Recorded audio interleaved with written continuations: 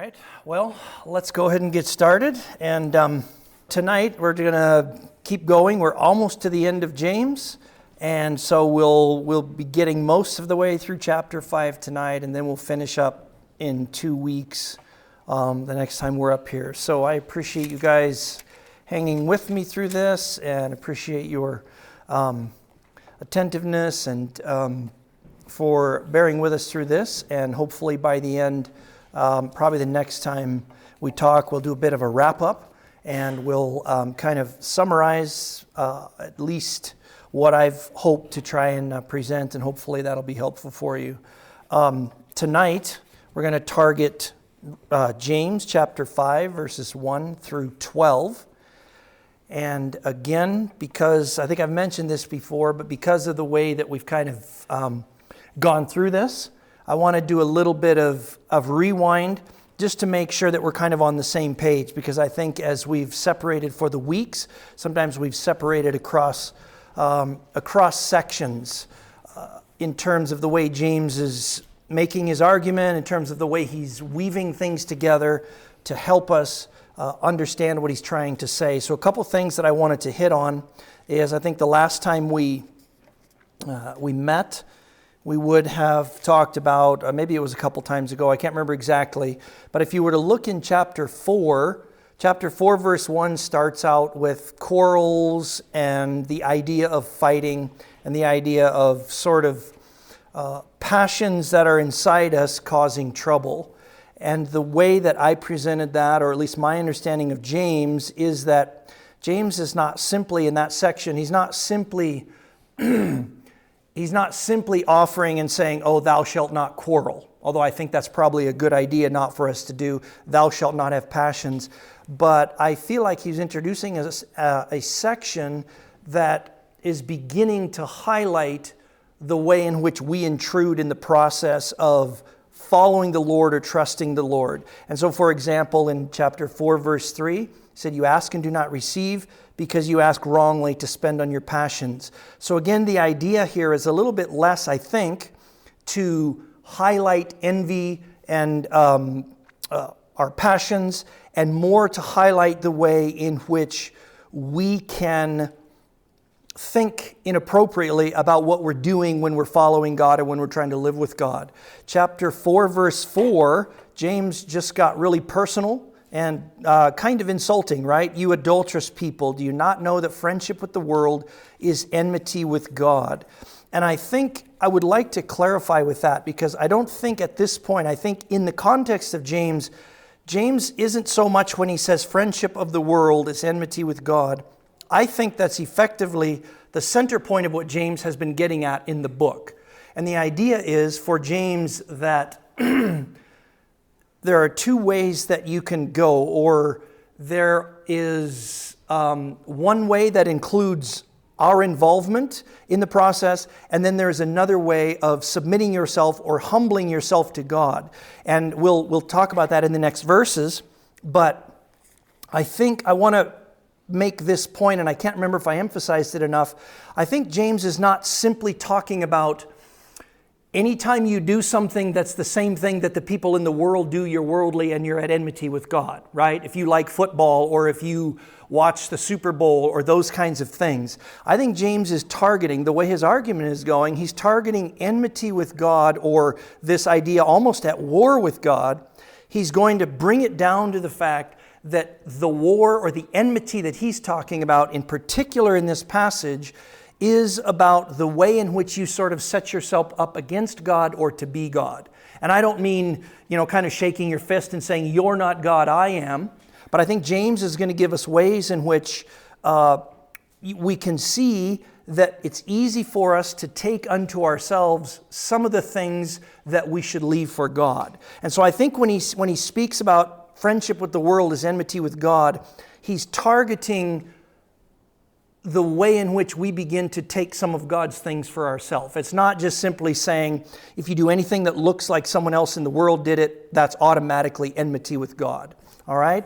You can see it, for example, as we come down.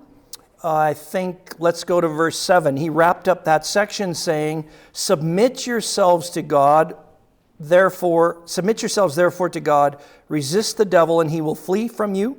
Draw near to God and he will draw near to you. Cleanse your hands, you sinners. Purify your hearts.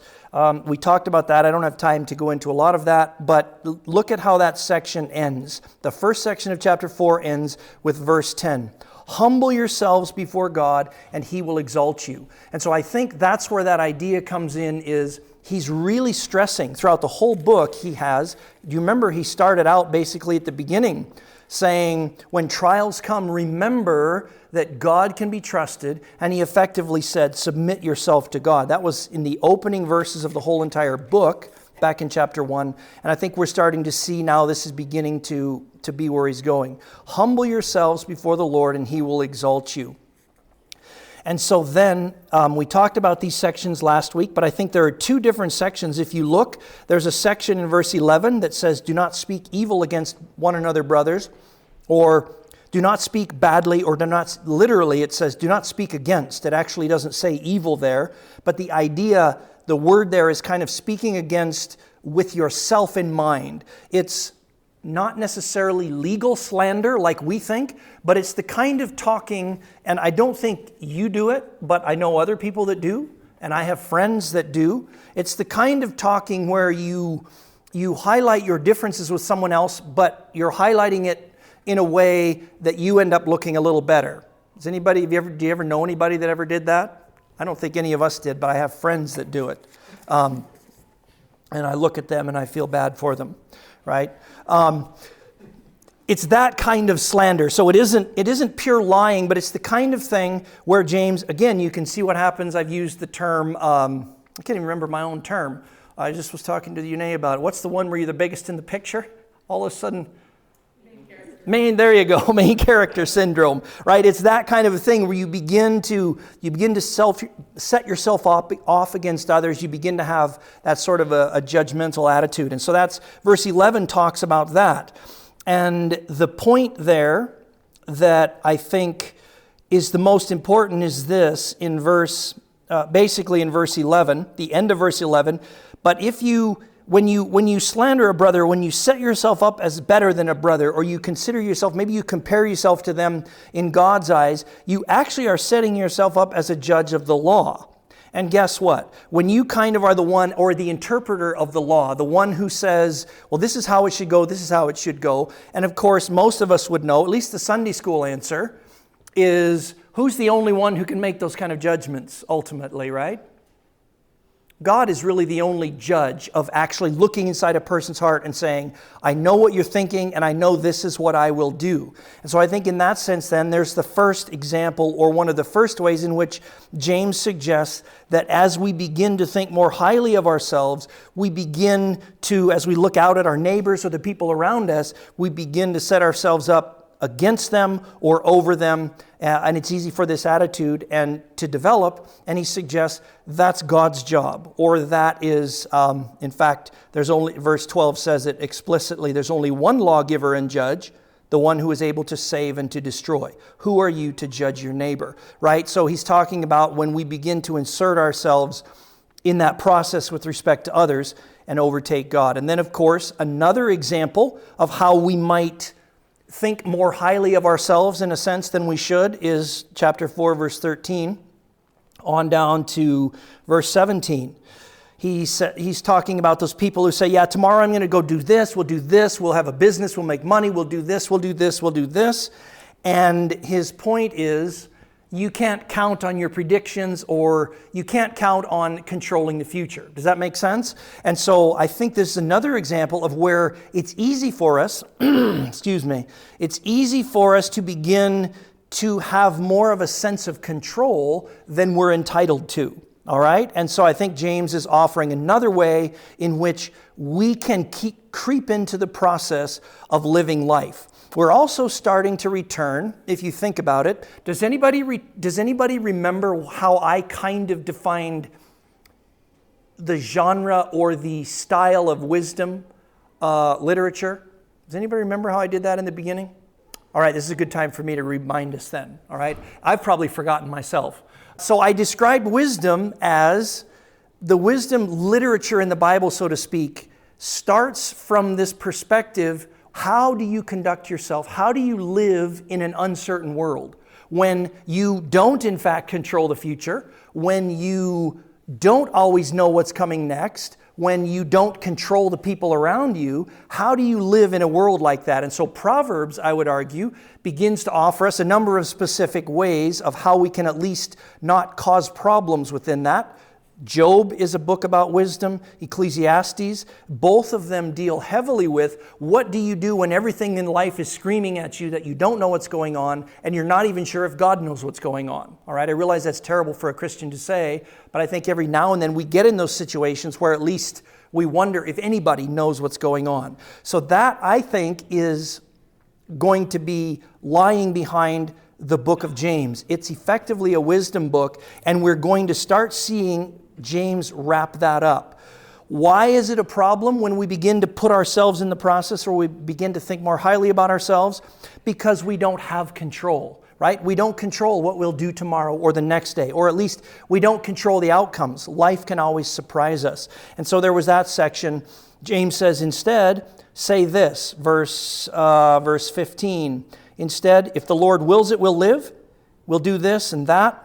And so that's his solution, this attitude of humility, the handing back of control or the trust. Essentially, that's an expression of trust, isn't it? If God wills, it's handing the future back to God, so to speak. All right, so that's where we wrapped up. Chapter 5, I think, verse 1 through 6 is going to be an interesting transition because James is going to start going back into the hard language that he had before. But I think he's giving us a third instance in where it's so easy for us as humans to be distracted by our desires, but what we're interested in, or for us to step into the process and usurp or try and get a little bit of control, or we act as if we have control, we take it back from God. All right, and of course, this is money. And I'd like to say one thing again, a reminder. I've mentioned it a number of times, but I'd like to remember that James, as far as we can tell, is written to people in far worse circumstances than we're used to. I know that you guys have seen poverty in Brazil, right? There are areas where people have a lot less resources and hope and financial potential than we do. And so James is written into, as far as we can tell and from evidence around, it's written into a section where these people are very much in poverty. They're very much they're at the mercy of the authorities, corruption, all these kinds of things. They are outcasts from their own religion.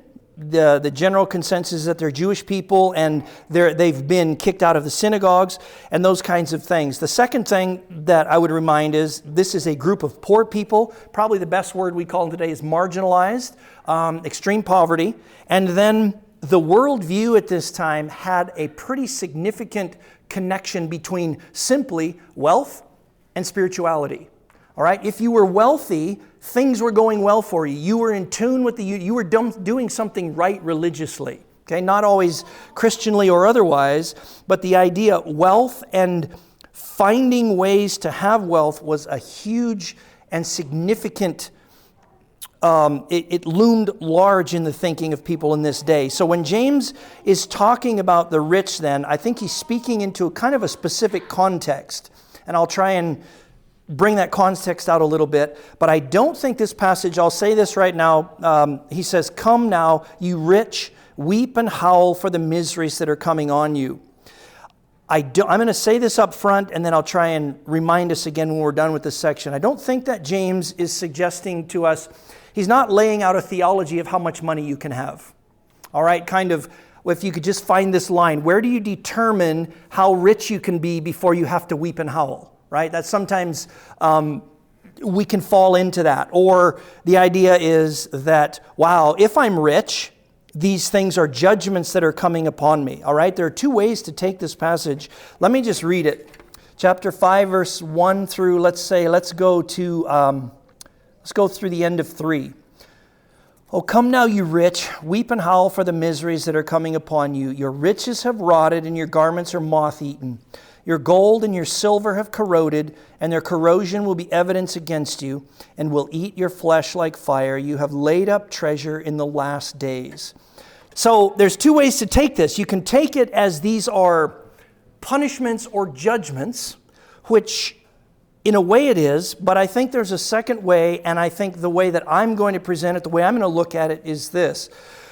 James is moving us into the ways in which I think he's been talking he's said a number of things throughout the book, but he's continuously highlighted ways in which we deceive ourselves or we psych ourselves out with respect to we think we're doing well with God, but different mindsets that we have are actually leading us away from what God has actually wanted. And he's done a number of those things. He's talked to us, warned us about the tongue, how we honor teachers, and yet sometimes we know teachers can fall into all kinds of trouble, things like that. So I think that this is James' way of highlighting two things. The first one is the way in which riches deceive you, or the way in which riches can enable you to deceive yourself about what's important and about where you stand with God.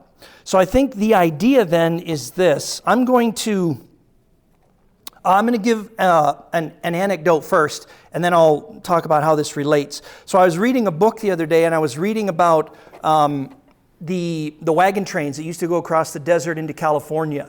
And they were talking about crossing, I forget which desert it was, but it was talking the deserts down there by like Death Valley, the Mojave Desert, stuff like that. And it was talking about there was a long stretch on this, in this particular desert, where they could basically only get enough water to get them, let's say it was 40 miles, they could get enough water to get them to where by the time they got out the other side, they would have no water left and they'd be thirsty. So they were right down on the ragged edge of water. And out in the middle of the desert, about halfway, the water had already started to go and they needed to keep moving, because if you didn't keep going at the pace you were going for the rest of the time, right from that point, you'd end up in the desert and done.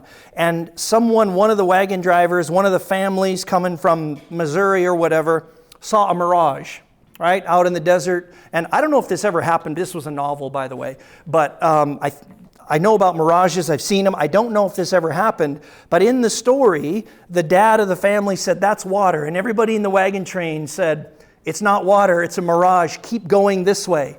And he said, "It is. You're crazy." And everybody said, "No, it's not water." And he said, "I'm doing it." And he turned his wagon and went perpendicular to the trail. And he went out and out and out, and it got into that side of the trail, was extra dusty, alkali dust, stuff like that, got out and out and out. And then by the time they realize what happens, guess what? By the time you realize it's a mirage, it's gone out there, now you have to turn your wagons around in all the dust and go back to the trail, and you only had enough water to make it if you went straight on, and so the family dies. Right? And so the analogy or the situation I'm thinking of is, put yourself in the situation, imagine for a second you're the father, and imagine that moment, or the leader, let's just put it that way, it doesn't have to be the father, but the leader. You're the one that made the decision. You're the one that convinced everybody, and your family said, "We don't want to go," and you said, "I know what's happening, we're going." You get out there and picture yourself at the moment when it dawns on you, I done messed up. Right? Think about that as you're starting to look at your family and you realize we're all dead, right? We're dead people walking. And I think what's happening is James is pointing towards those situations. Maybe you've had one in your life. Have you ever had one of those situations where you push on with something and then you hit a point where you just say, "I wish I'd listened"? You ever had a situation like that? Right? Where you just realize everything has crumbled. I wish I had listened, because there's no return. And so I think that's what James is hinting at here. So the miseries that he's talking about, your riches have rotted, your garments are moth-eaten, your gold and silver have corroded, is when you get, and you remember that section, verse 3, ends with the last days. So James is trying to bring together, thinking for us when you get to the last days. And I think for James, the last days represent that moment when God is there and when everything gets laid bare for what it is, right? When the truth is revealed, everything that was right shown to be right, and stupidity is shown to be stupidity, or wrong is shown to be wrong. You're in that situation, and I think James is talking about when you realize that I spent anything and everything, and I did X, Y, and Z for this, and it's nothing, right? You can imagine that it's like that moment when you realize, I was so sure of myself, and I led us out here, I went this direction, and it was basically for nothing, for death. And so the misery, I think, the rotting riches are there, not so much in judgment, because when you're actually standing there and when God is pointing out and listing everything that He values, where do you think your gold and silver is on that list? It's actually probably not even on the list, right? We'll say at the bottom, but it's probably not even on the list. And so as you look and you realize that your whole life, or your thoughts and your commitments and your trust even, has been in this, and it's just sitting there. Now, a lot of people like to make fun of James because it says your gold and silver have corroded. I don't know if you know, but gold is important because, if I understand correctly, it's actually the only metal. It's the least reactive metal, so it doesn't corrode, it doesn't rust. All right, so if someone says the Bible is unscientific, number one, most gold in this day was mixed with other metals, right? So it could corrode. The other metals would corrode, which would give the effect of corrosion. I don't think James really cares about science at this point. I think James is showing there's going to be a point at which, in your eyes, when you compare to what you could have been or where you should have been going, gold looks pretty corroded and tarnished. The garments look as if they're moth-eaten, etc., etc. So in a sense, this is not then, I don't think this is a passage of judgment against the rich. If you think wrong about money, God's going to judge you. More, it's going to be a horrific day if you're in this situation and you've put your trust this way and you look and you're sitting, God's revealed that it should have been going this way. So it's James warning again the way in which money can come in. It can distract us. It can take our eyes away from what we should have been doing. All right? And then he goes further. Behold, the wages of the laborers who have mowed your fields, which you kept back by fraud, are crying out against you. And the cries of the harvesters have reached the ears of the Lord of hosts. You have lived on earth in luxury and self-indulgence. You have fattened your hearts in a day of slaughter. All right? And so I think what he's talking about basically there, I think it's obvious actually, you've done all of this, but one of the keys here is holding back the wages by fraud, the cries of the harvesters, because it's going to help us understand this last sentence in verse 6. You have condemned and murdered the righteous person. He does not resist you. I think what the verse is saying is this. When you have decided to hold back the wages from laborers, when you have perpetrated injustice upon this person who's worked for you, you have, again, I'm going to set this up, you have set yourself up as a judge over that person, right? In other words, you have set yourself up, you have taken your power and you said, I will do what I want for luxury and indulgence, and I'm not going to do what's right, right? And so the righteous person here, I don't think it means, it's not righteous in a godly sense. It's the person who went out and did what is right and gave you a full day's labor. How dare you hold that money back, right? You have murdered and condemned. And in this day, these are people that are working. When I first went to Myanmar, the average daily wage of just kind of a blue-collar worker was about $1 to $1.50 a day, right? And so these people have rent, they've got to pay for gas for their scooters, they've got to get to work. And so all around the world, including this, there are people who are working and they are literally living, they need that wage to survive, right? That wage is all they're getting. And so when you have held that back because of an arbitrary choice that you've made, it's an unrighteous decision. That person gave you a day's labor and you've held it back. You have set yourself above them in a way that God's not interested in. The idea there when it says he does not resist you, I think that word can be translated, he doesn't oppose you. And I think what it means is he has no power to stand up against you, right? You have taken this, he has no power. And so this is the ultimate example of intruding or taking over or thinking you're God. At least not the ultimate, I shouldn't say, but this is one way in which James is driving home the way in which we can get sidetracked, or people get sidetracked and think they're God. You have set yourself up, you owe him this wage, and you've decided you're not going to give it to him. All right? And so this is a transition, I think, into the next section, because it's the last item that James gives us about how we build ourselves up, or how we can take unto ourselves what we don't earn. And it's also then, I think it's functioning in James as a reminder of the injustices that these people were feeling themselves. He'd already told us that the rich people were taking them to court. So now we move into the last section that we're going to cover tonight, chapter 4, verse 7 to 12. Be patient, brothers, until the coming of the Lord. See how the farmer waits for the produce of the earth. So you see what happens. We're moving from this topic of injustice, the topic of the way the rich people treat the poor, and James moves into his final, his final point, and I would say this is, in a sense, this is actually wisdom, or at least the way wisdom literature points us. How do you get along in the world when it's uncertain, when the rich persecute you, when you have all these ways in which you can misunderstand the mind of God, all of these things, when the world seems to be against you? James is going to suggest this. Be patient, therefore, brothers, until the coming of the Lord. See how the farmer waits for precious fruits of the earth, being patient about it until it receives the early and late rains. So the example is of a farmer. And I think one of the things, I'm just going to make a note here for you, but I don't know all of your translations, but in my translation, there's a word there that says be patient in verse 7.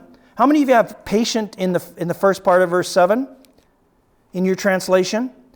And then there's patient again at the end of verse 7. Then in verse 8 it says, you also be patient. And then verse 10, patience. So that word there, then if you look down in verse 11, how many of you do you see where there's a word called steadfast? Do any of you have steadfast in verse 11? Steadfastness of Job? You've seen the purpose of the Lord. Okay. So often those words are translated the same, and in fact they can be the same. But the word patient from 7 to 10 is a different word than verse 11. So if you have patient in every place in your translation, there's a distinction that's worth thinking about. The word patient in verse 7 and verse 8 and then verse 10 is a word, it's a little bit like this. If you're, let's say you're at the doctor and there's a procedure going on that's a little bit painful, and let's say you have a kid and someone doesn't, the kid doesn't like what's going on, and you could say to the child, just be patient, we need to get through this. And what you're thinking of is endure, right? Just hold still, let it happen, and let's get it done with. It has to be done, let's go with it. But there's another way we can use patient. Do you see the difference between asking a child when something painful is happening, but it's the right thing, say, hey, be patient? There's a different inflection there if you ask them, hey, you need to have patience with your sister or your brother. See the distinction? One is kind of like just endure, and one is take some action. You find it in yourself. You give to somebody else. You could make a certain move, but I'm asking you with respect to another person. And the patience there in verse 7 to 10 is that aspect of things. The idea of have patience or have forbearance is another word that you could translate there. And it's almost always used, it's interesting, the two words are used differently, but the word patient here is always, it's used in context in a lot of Greek literature with respect to relationships or with other people. The idea of forbear, the idea of use what you know in your head, use your knowledge and make a choice to be patient. Use your knowledge, and then out of that knowledge, make a choice to deal in a certain way with somebody else or with a circumstance. All right, so that's the idea that's happening here. the idea is, I think, James is wrapping up and he's using this word and he's going to say, take all of this that we've talked about. All of this, we started at the beginning where we talked about God's goodness, the fact that God is trustworthy. We talked about all those different things in the middle about needing to have faith and to live out your faith and to actually do things that represent your faith. Take all of that and let that fuel your patience. Be forbearing. Make those choices that you will take an active role in thinking a certain way. Much like a farmer, right, is comforted by the knowledge of, I know what's supposed to happen at the end. I know that. I will use that to be patient while I wait for the rains and everything else. So the patient there is that kind of your involvement, beginning to let your mind, beginning to use your will, in a sense, to allow what you know to be true to affect the way you wait for God. All right? Establish your hearts, for the coming of the Lord is at hand. There's that idea. You know it's coming. Forbear. Strengthen yourself. And then interestingly in verse 9, I think it says, do not grumble against one another, brothers, so that you may not be judged. Behold, the judge is standing at the door. There's that judging idea again. And I think this is again where the forbearance comes in. Don't let your pain or your anger or your frustration at your circumstances, don't let that bring you to speak against your brothers, right? You're coming up again. James is very, very concerned that we set ourselves up over and against our brothers. And so he's basically saying, this verse, the use that I mentioned between brother and sister or siblings, be patient with one another, brothers. I think that's effectively what's happening. I think he uses the term grumble because if you think about it, grumbling is very often, the reason we grumble, often one of the major motivators is what? To show our differences from the one we're grumbling against, right? So don't grumble, be patient, and the idea is again, that you may not be judged. The judge is standing at the door. The one who's qualified to make those kind of grumbles against someone. And so in my mind, I think about it this way. Just ask yourself, do I want God to have the same attitude towards me that I have towards my brother? You think about what's in your mind when you have that grumbling mindset towards someone and think, is that how I want God to think about me? All right, that kind of thing. Because God is not going to grumble at your brother and pat you on the back. If there's grumbling to be done, He's going to grumble fairly. All right, and I think that's what he means by the judge is at the door. And then lastly, basically, there's not too much else to say. As an example of suffering, take the prophets who spoke in the name of the Lord. Behold, we consider those blessed who remain steadfast. You have heard of the steadfastness of Job, and you have seen the purpose of the Lord, how the Lord is compassionate and merciful. I think the only thing I want to say is this. As you think about people that you know who are steadfast, that you admire for their patience or their forbearance, think about it. Why do we admire them? We don't admire their beautiful blonde hair, their great speaking ability. What do we admire? That ability that took them from the beginning to the end, right? We admire because they came out the end steadfast and stood there. And so I think that's the kind of thing that James is reminding us. All of these things that sidetrack us, when you think about it, these people that we honor for being patient and remaining with the Lord, we're honoring them because they didn't get sidetracked by the things that wanted to draw them away, but they stayed faithful. And then the last verse, above all, my brothers, don't swear either by heaven or earth or by any other oath, but let your yes be yes and your no be no, so that you may not fall under condemnation. I actually think this is basically a summary from James. He's summarizing what he means by humility.